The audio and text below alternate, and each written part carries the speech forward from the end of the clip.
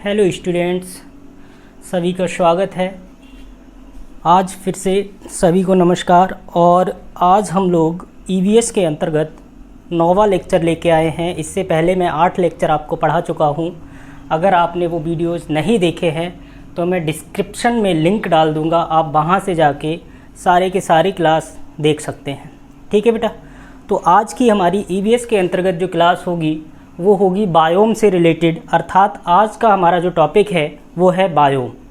Biome क्या होता है, बायोम के क्या प्रकार होते हैं और किस बायोम में कौन कौन सी वनस्पतियां पाई जाती हैं, इनका विस्तार क्षेत्र क्या है, ये सारी की सारी जानकारी आज आपको दी जाएगी।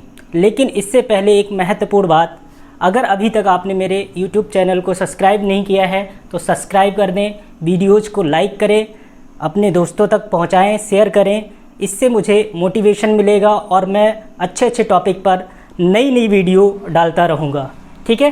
तो आज हम चलते हैं और शुरुआत करते हैं ईवीएस सेक्शन के अंतर्गत लेक्चर 9 की। और लेक्चर 9 में आज आपको पढ़ना है बायोम के बारे में। बायोम शब्द से हम परिचित हो चुके थे जब मैंने आपको इकोलॉजी का चैप्टर पढ़ाया था। लेक्चर 3 में आप देखिएगा, जब लेक्चर 3 में मैंने आपको इकोलॉजी पढ़ाया था, उसी इकोलॉजी में एक टर्म आया था स्टडी लेवल ऑफ इकोलॉजी, अर्थात पारिस्थितिकी के अध्ययन स्तर की जब हमने बात की थी तो उसी के अंतर्गत टर्म आया था बायोम। और बायोम के बाद जो टर्म आया था वो आया था बायो रिजर्व। ठीक है, बायोस्फीयर रिजर्व की चर्चा भी हमने उसी में की थी।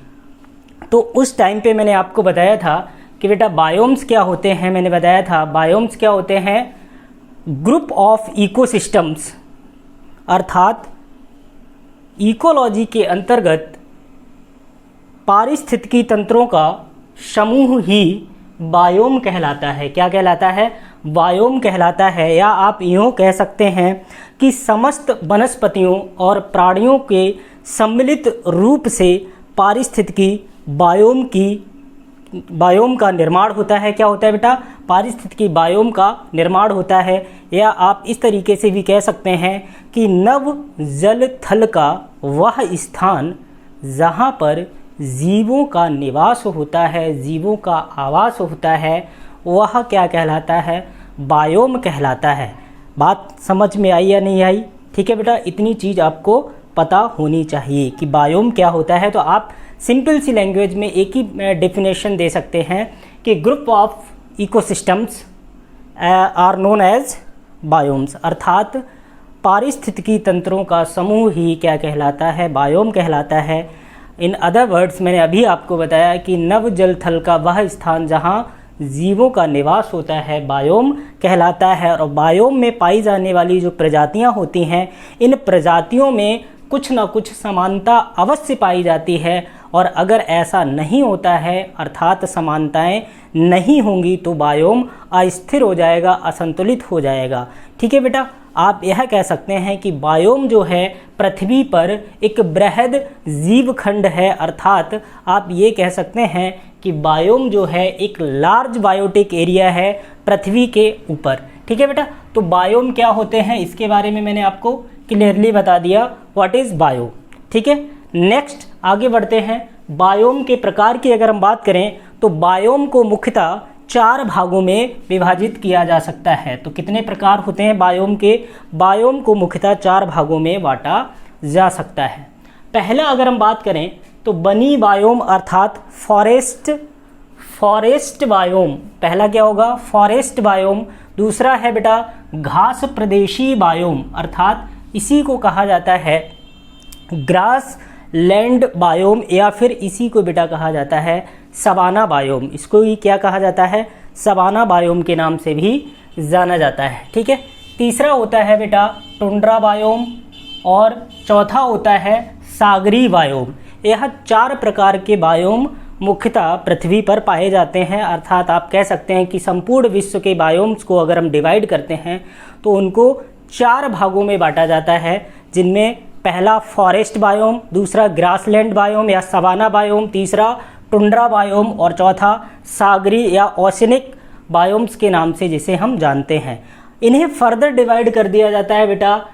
बनी बायोम को हम 4 भागों में फर्दर डिवाइड कर सकते हैं, जिसमें पहला है विषुवत वनी बायोम, ठीक है बेटा, मानसूनी बायोम, रूम सागरी बायोम और टाइगा बायोम। यह फॉरेस्ट बायोम के क्लासिफिकेशन है। जब हम फॉरेस्ट बायोम पढ़ेंगे तो फॉरेस्ट बायोम हमारा पूरा का पूरा कंप्लीट टॉपिक तब होगा जब हम विषुवती वन बायोम पढ़ लेंगे, मानसूनी वन बायोम पढ़ लेंगे, रूम सागरी वन बायोम पढ़ लेंगे और टैगा बायोम का अध्ययन कर लेंगे। तो यह किसके पार्ट हैं? यह फॉरेस्ट बायोम के पार्ट हैं, अर्थात वनी बायोम के भाग हैं।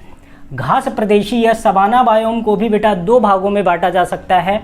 पुनः अगर हम बात करें तो उष्णकटिबंधीय क्षेत्र और शीतोष्ण कटिबंधीय वन बायोम के अंतर्गत इनका क्लासिफिकेशन किया जा सकता है। तो सबसे पहले आपने देखा कि बायोम क्या होता है और बायोम के प्रकार कितने होते हैं, ये सारी चीज़ आपने देख ली है। आगे बढ़ते हैं, ठीक है। अब हम एक एक करके बायोम के बारे में पढ़ना स्टार्ट करेंगे। तो सबसे पहले हम बनी बायोम के बारे में पढ़ना प्रारंभ करते हैं। और बनी बायोम अर्थात फॉरेस्ट बायोम पढ़ने से पहले आपको पता होना चाहिए कि फॉरेस्ट होता क्या है, वन क्या होता है। तो अगर हम वन की बात करें बेटा, तो वन की अगर हम बात करें तो एक सघन क्षेत्र में, एक बहुत बड़े लार्ज एरिया में जब वनस्पतियों की संख्या बहुत अधिक होती है, जहाँ पर, ठीक है, पेड़ पौधे और वनस्पतियों की संख्या अत्यधिक होती है, तो उस लार्ज एरिया को, उस विस्तृत क्षेत्र को ही क्या कहा जाता है?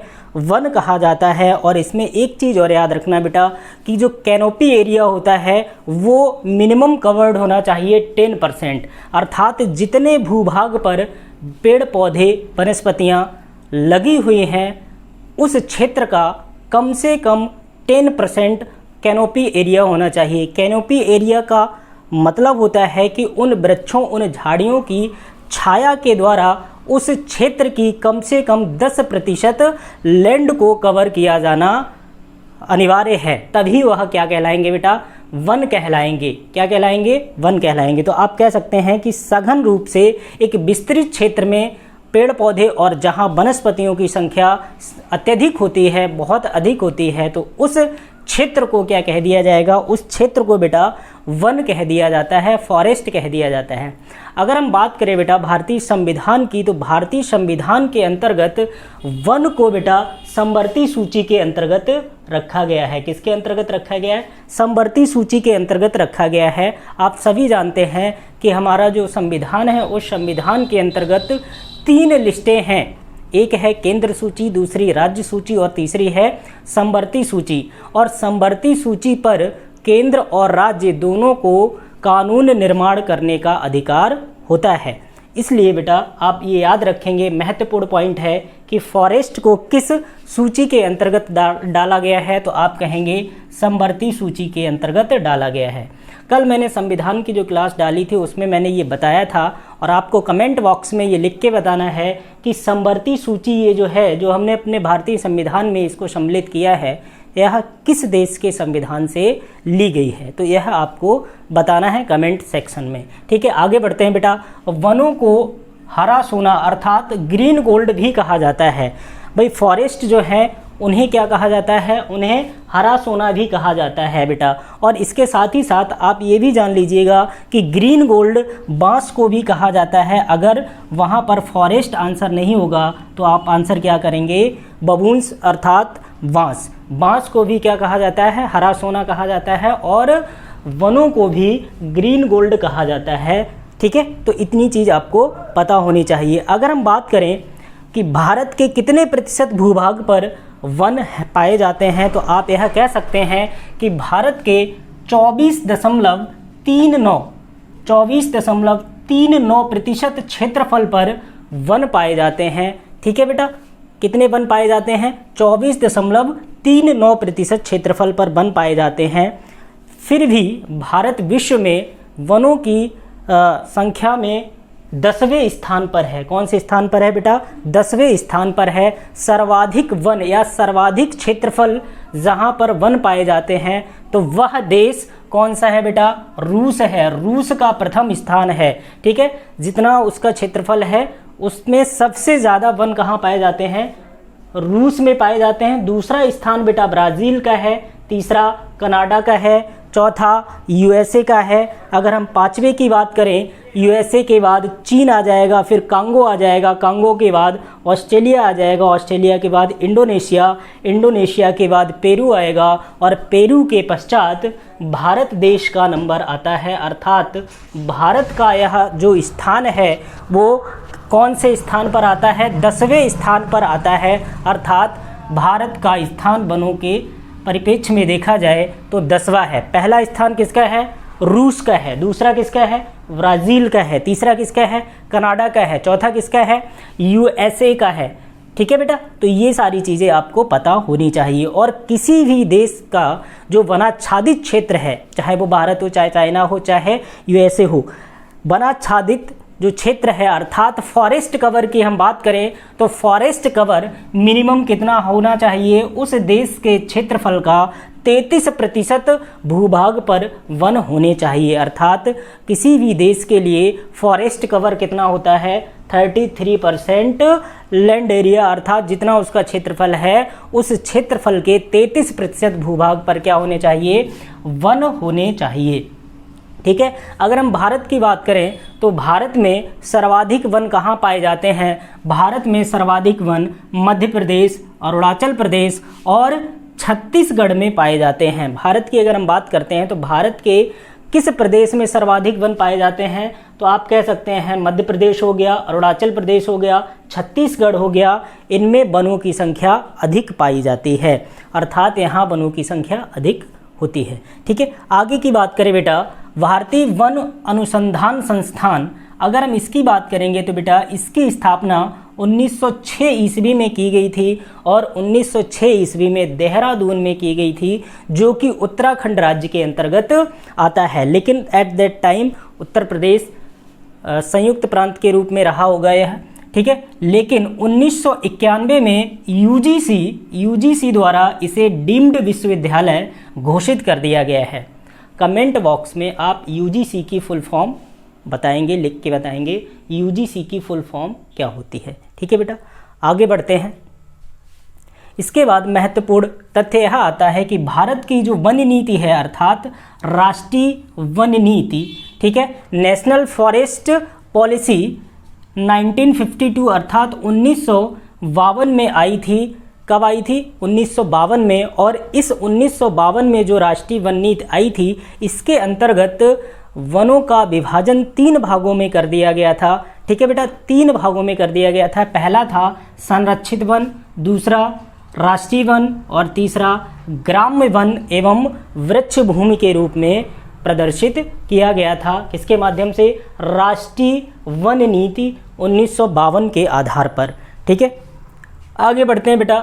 भारत में अगर हम वन महोत्सव की बात करें बेटा तो भारत में वन महोत्सव मनाया जाता है प्रतिवर्ष जुलाई के प्रथम सप्ताह में। जुलाई के प्रथम सप्ताह में भारत के अंतर्गत वन महोत्सव सेलिब्रेट किया जाता है। और इस वन महोत्सव के जो जनक थे अर्थात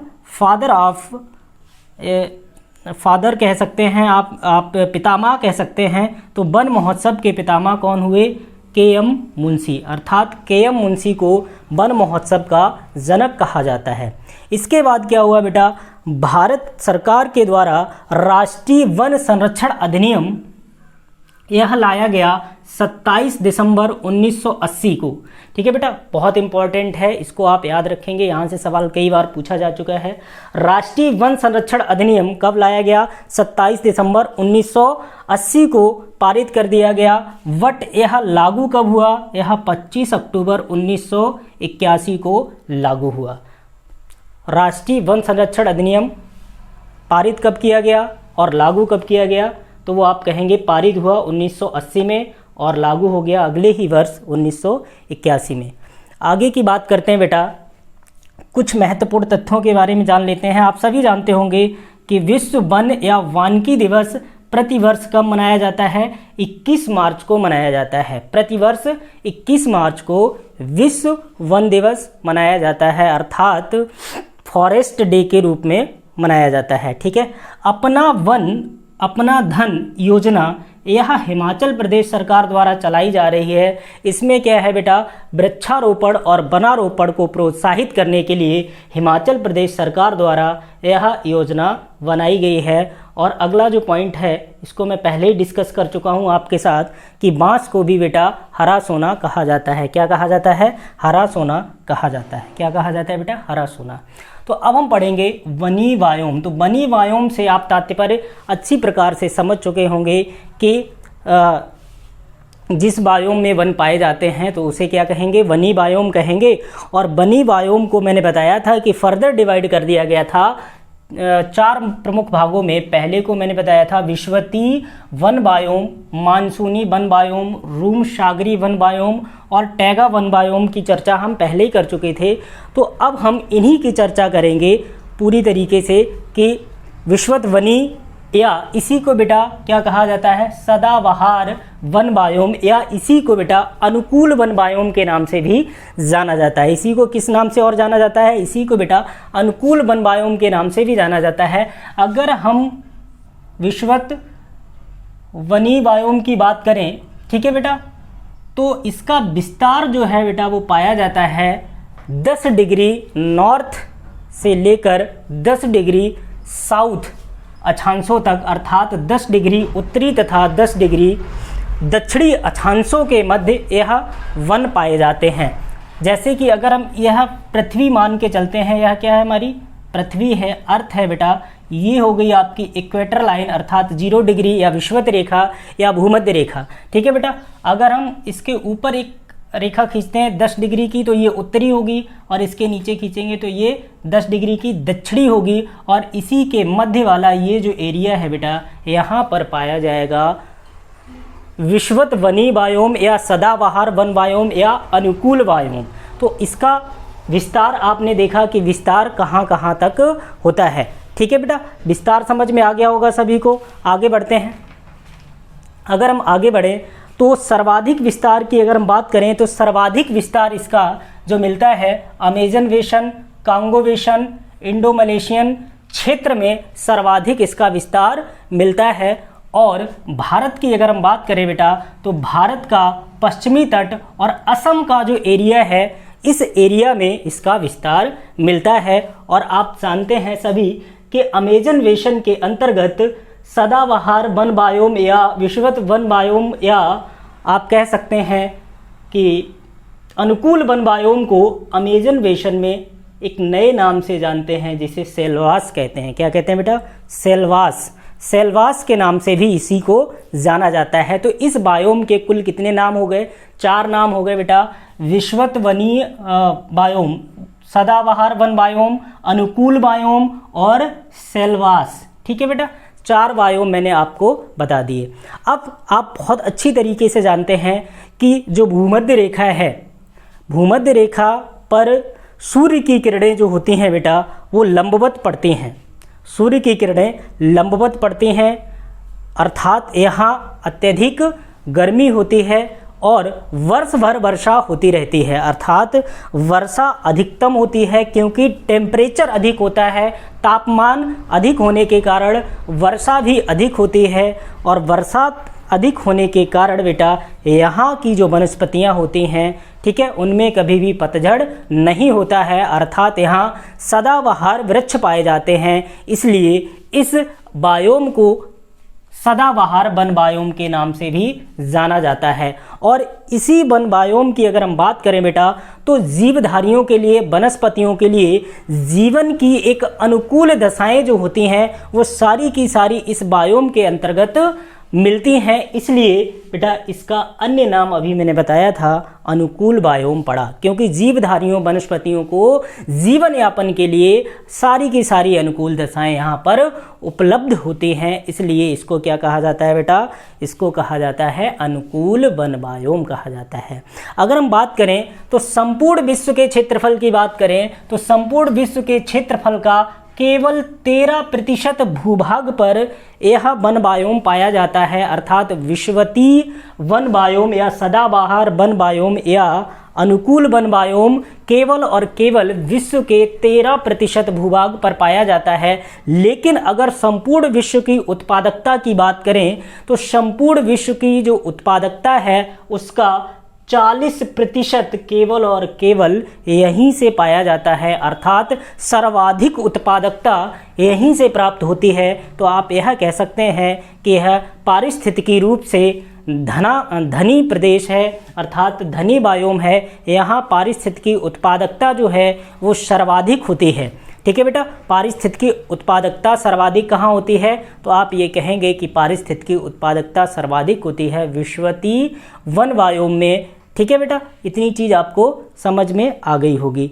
नेक्स्ट आगे बढ़ते हैं।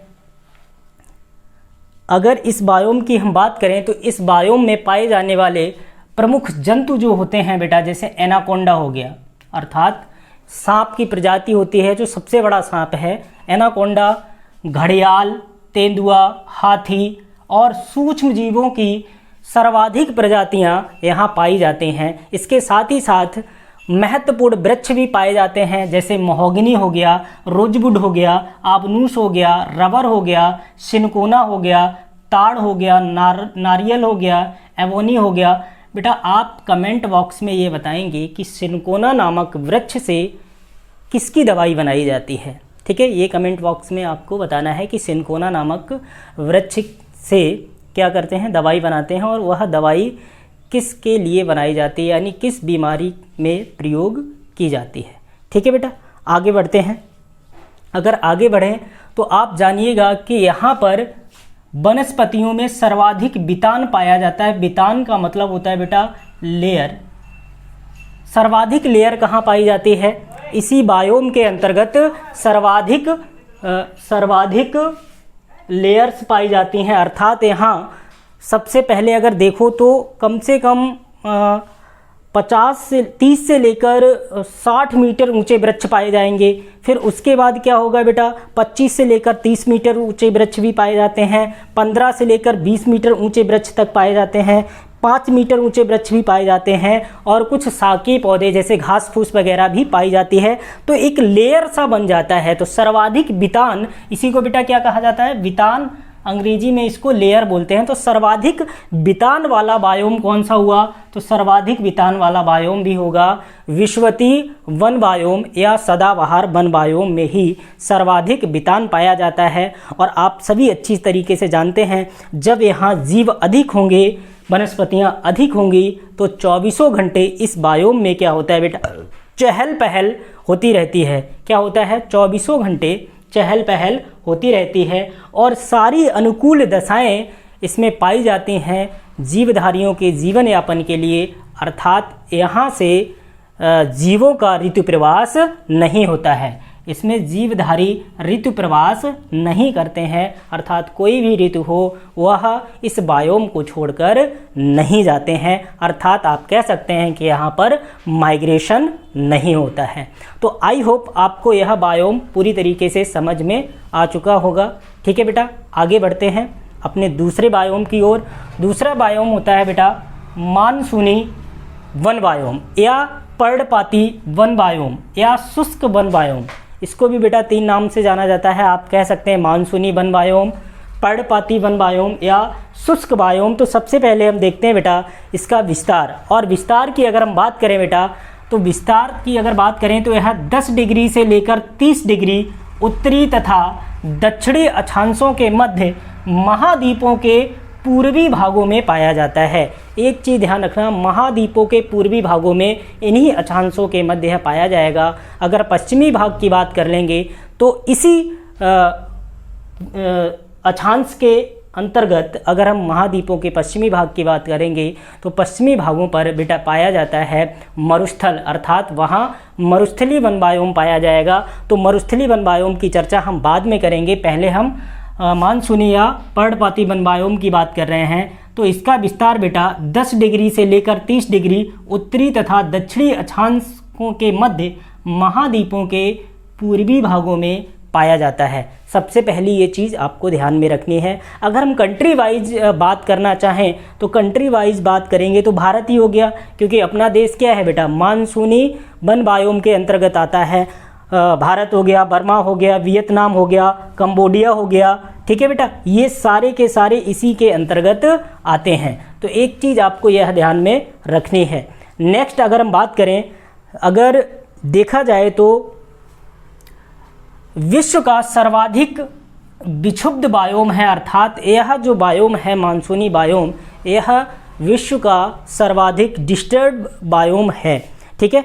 तो सर्वाधिक विक्षुब्ध बायोम कौन सा है, तो आप आंसर करेंगे मानसूनी वन बायोम। अगर इस बायोम की हम बात करें तो इसमें कुछ महत्वपूर्ण वृक्ष पाए जाते हैं, जैसे साल वृक्ष महत्वपूर्ण है, क्योंकि इसी साल वृक्ष की लकड़ी से बेटा रेलवे के स्लीपर बनाए जाते हैं। जो स्लीपर की लकड़ियां होती हैं वह इसी साल वृक्ष से बनाई जाती है। इसके अतिरिक्त शीशम हो गया, सागौन हो गया, जामुन हो गया, ठीक है, इत्यादि, आम हो गया, आप बहुत सारे बता सकते हो जो भी आपको अपने आसपास दिखाई देते हैं, क्योंकि हम भारत में रहते हैं और भारत किसके अंतर्गत आता है, मानसूनी वन बायोम के अंतर्गत आता है। तो वो सारे वृक्ष जो आप देख सकते हैं जिनके बारे में आपको जानकारी है, वो सारे के सारे वृक्ष इस मानसूनी वन बायोम के अंतर्गत आते हैं, ठीक है बेटा। अगर हम जंतुओं की बात करें तो जो भी जंतु आपको दिखाई देते हैं, जैसे गेंडा हो गया, मगरमच्छ हो गया, लंगूर हो गया, बंदर हो गया, सांप हो गया, मगरमच्छ हो गया, और कीटों में अगर हम बात करें बेटा तो कीटों में सबसे प्रमुख आता है मच्छर। मच्छर भी इसी बायोम में पाया जाता है, और आप सभी अच्छी तरीके से जानते हैं कि मच्छर के काटने से मलेरिया नामक रोग होता है, लेकिन कौन से मच्छर के काटने से, ठीक है, तो वो नाम आप कमेंट बॉक्स में लिखकर बताएंगे कि किस मच्छर के काटने से मलेरिया नामक रोग होता है, ठीक है बेटा। चूँकि यह मौसमी प्रवृत्ति होती है यहाँ पे, तो मौसमी प्रवृत्ति के कारण मौसमी प्रवास और प्रजनन यहाँ पाया जाता है। यहाँ जो जीव होते हैं बेटा वो क्या करते हैं, माइग्रेट कर जाते हैं ऋतुओं के साथ साथ, ठीक है। तो यहाँ आप कह सकते हैं कि ऋतु परिवर्तन भी होता है, ठीक है। आगे बढ़ते हैं बेटा, और अगला आता है हमारा रूम सागरी बायोम। अगर यहाँ पे देखें बेटा तो ये रहा 10 डिग्री से लेकर 30 डिग्री नॉर्थ वाला ये वाला पोर्शन, इसमें कौन सा आएगा, मानसूनी वन बायोम आएगा। और 10 डिग्री से लेकर 30 डिग्री साउथ वाला पोर्शन, और साउथ वाले पोर्शन में भी जितने भी महाद्वीप होंगे उन महाद्वीपों के पूर्वी भागों की ही हम बात करेंगे। तो यह विस्तार किसका मिलता है हमें, मानसूनी वन बायोम का। नेक्स्ट बात करेंगे रूम सागरी वन बायोम की। रूम सागरी वन बायोम की अगर हम बात करें बेटा तो रूम सागरी वन बायोम का विस्तार हमें 30 डिग्री से लेकर 45 डिग्री उत्तरी तथा दक्षिणी अक्षांशों के मध्य मिलता है। तो यह चीज़ आपको ध्यान में रखनी होगी, जैसे ये 30 डिग्री हो गया, ठीक है, और ये हो गया 45 डिग्री। तो ये वाला जो पोर्शन है साउथ का है, और 30 डिग्री से लेकर ये हो गया आपका 45 डिग्री 45 डिग्री। तो ये वाला पोर्शन कौन सा हो जाएगा बेटा, यह पोर्शन आपका हो जाएगा रूम सागरी वन बायोम के अंतर्गत आ जाएगा, ठीक है। यह चीज़ आपको पता होनी चाहिए। अगर हम बात करें तो इस बायोम की जो वनस्पतियाँ होती हैं उनकी पत्तियाँ मोटी होती हैं तथा कठोर, और तने की जो छाल होती है वह मोटी होती है। इसमें पाए जाने वाले प्रमुख वृक्षों की अगर हम बात करें, जैसे ओक हो गया, वर्च हो गया, चेस्टनट हो गया, मैपल हो गया, चीड़ हो गया, एलम हो गया, ये सारे के सारे वृक्ष इसमें पाए जाते हैं। और अगर जंतुओं की बात करें तो सबसे पहले क्वेगा की बात करेंगे, अर्थात दरियाई गधा की बात करेंगे, और यह पाया जाता है अफ्रीका में। वांटेबुक की बात करें बेटा तो यह एक हिरन की प्रजाति होती है, और यह भी कहाँ पाई जाती है, यह भी अफ्रीका में ही पाई जाती है, ठीक है। इसके बाद बेटा आता है कंगारू। तो आप सभी जानते हैं कंगारू कहाँ पाया जाता है, कंगारू पाया जाता है ऑस्ट्रेलिया में, ठीक है। इसके अतिरिक्त बबून की बात करें तो यह एक प्रकार के बंदर की प्रजाति होती है, और यह पाई जाती है यूरोपीय कंट्रीज़ में, अर्थात यूरोपीय देशों में पाई जाती है, ठीक है बेटा। तो सबसे पहले इतनी चीज़ आपको पता होनी चाहिए। तो ये रहा हमारा रूम सागरी बायोम। एक और बचता है बेटा इसी के अंतर्गत टैगा बायोम की। अगर हम बात करें बेटा तो टैगा बायोम कहें या शंकुधारी वन बायोम कहें या कोणधारी वन बायोम कहें, इसका विस्तार अगर हम देखें बेटा तो इसका विस्तार, इसी को बेटा कहा जाता है कोणधारी भी कहा जाता है, कोणधारी वन बायोम, ठीक है बेटा। विस्तार इसका जो पाया जाता है बेटा 50 डिग्री से लेकर 70 डिग्री उत्तरी अक्षांशों के मध्य यह पाया जाता है। और आप सभी अच्छे से जानते हैं कि टैगा जो है वो वनस्पतियों की सीमा को निर्धारित करता है, अर्थात इसके जैसे जैसे हम 70 डिग्री से ऊपर की ओर जाएंगे ध्रुवों की ओर, वैसे वैसे वनस्पतियों की संख्या कम होती चली जाएगी, वनस्पतियां नगण्य रूप से प्राप्त होंगी। तो अगर हम इसकी बात करें बेटा, तो यह 50 डिग्री से लेकर 70 डिग्री तक जाता है। अगर हम कंट्रीज की बात करें तो यह अलास्का हुआ, नॉर्वे हुआ, कनाडा हुआ, फिनलैंड हुआ, साइबेरिया हुआ, स्वीडन हुआ इत्यादि में इनका विस्तार हमें देखने को मिलता है। ठीक है, फिर से सुन लीजिएगा कौन कौन सी कंट्रीज़ मैंने बताई, जैसे अलास्का हो गया, कनाडा हो गया, नॉर्वे हो गया, फिनलैंड हो गया, साइबेरिया हो गया, स्वीडन हो गया। तो इन सभी क्षेत्रों में इसका विस्तार मिलता है। ठीक है बेटा, और आप सभी अच्छी तरीके से जानते हैं कि जैसे जैसे हम ध्रुवों की ओर जाते हैं वैसे वैसे तापमान में कमी आती चली जाती है। तो यहाँ टेम्परेचर कम होता है और टेम्परेचर कम होने के कारण बेटा बाष्पोत्सर्जन कम होता है, अर्थात वर्षा की मात्रा घटती जाती है और बर्फबारी अधिक होती है, जिससे यहाँ की जो वनस्पतियाँ होती हैं वह अपने में अनुकूलन करते हैं और अनुकूलन करके किस तरीके की शंकु के आकार की या कोड़ के आकार की हो जाती हैं। ठीक है, और इनकी पत्तियां जो होती हैं वो नुकीली हो जाती हैं, जिससे कि जैसे ही इन पे बर्फ़ गिरती है वो तुरंत ही नीचे चली जाती है और पत्तियां नुकीली होती हैं। ठीक है, तो उसके कारण वाष्पोत्सर्जन भी कम होता है, अर्थात बाष्पीकरण पत्तियों से कम हो पाता है। ठीक है, तो यहाँ वर्षा कम होती है, तापमान कम के होने के कारण बर्फबारी अधिक होती है, इसलिए वनस्पतियाँ अपने में अनुकूलन करते हैं और अनुकूलन करने के साथ ही साथ शंकुधारी या कोणधारी इस तरीके की आकृति में कन्वर्ट हो जाती हैं, जिससे कि जैसे ही बर्फ़ गिरती है वो नीचे चली जाती है। इसीलिए बेटा इसको शंकुधारी वन बायोम या कोणधारी वन बायोम कहा जाता है। आप यह कह सकते हैं कि यहाँ शंकुधारी वन पाए जाते हैं या कोणधारी वन पाए जाते हैं। ठीक है बेटा, इस बायोम में अगर हम बात करें तो जैसा कि वनस्पतियों की बात करें तो यहाँ आपको इल्म मिल जाएगा, ठीक है, मैपल मिल जाएगा, वर्च मिल जाएगा, एल्डर मिल जाएगा, ये सारे के सारे वृक्ष यहाँ पर आपको देखने को मिल सकते हैं। इसके साथ ही साथ अगर जंतुओं की हम बात करें तो जंतुओं में रेनडियर प्रमुख है, कैरुल हो गया, ठीक है, मूस हो गया, इत्यादि जीव यहाँ पर पाए जाते हैं। और जो भी जीव यहाँ पाए जाते हैं उनके बेटा शरीर पर क्या होते हैं, बाल होते हैं, क्योंकि यह सर्दी से इनका बचाव करते हैं। ठीक है बेटा, तो ये चीज़ आपको समझ में आनी चाहिए। और यहाँ की जितनी भी लकड़ियाँ होती हैं, अगर लकड़ियों की बात करें तो लकड़ियाँ भी किस तरीके की होती हैं, लकड़ियाँ मुलायम होती हैं। ठीक है बेटा, तो ये रहा टैगा बायोम, ये कंप्लीट हो गया। तो आज मैंने आपको बायोम पार्ट 1 करा दिया, जिसमें मैंने बायोम के बारे में बताया। ठीक है, और बायोम में भी पहला जो वन बायोम है उसके चारों पार्ट मैंने कवर करा दिए हैं।